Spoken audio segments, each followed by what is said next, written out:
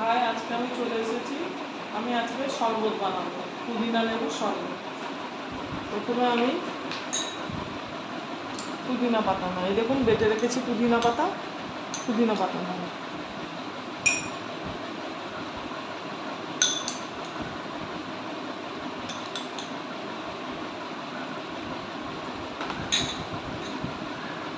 একটু করে পাতি লেবু দেবো, রস।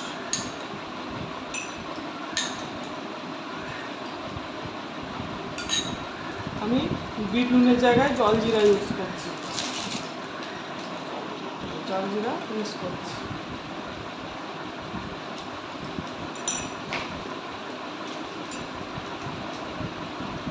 চিনি দেবো।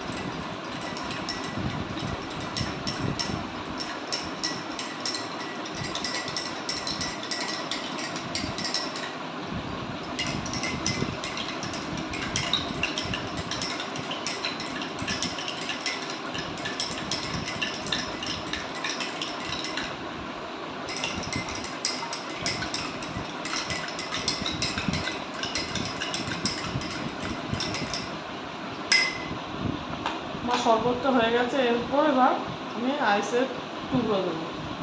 দেখুন এর মধ্যে এবার আমি আইসের টুকরোগুলো দেবো গার্নিশ করার জন্য।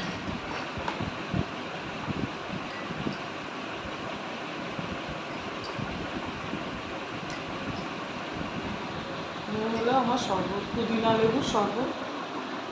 আমার শরবতটা হয়ে গেছে। ভালো লাগলে সাবস্ক্রাইব করবেন, লাইক করবেন, শেয়ার করবেন।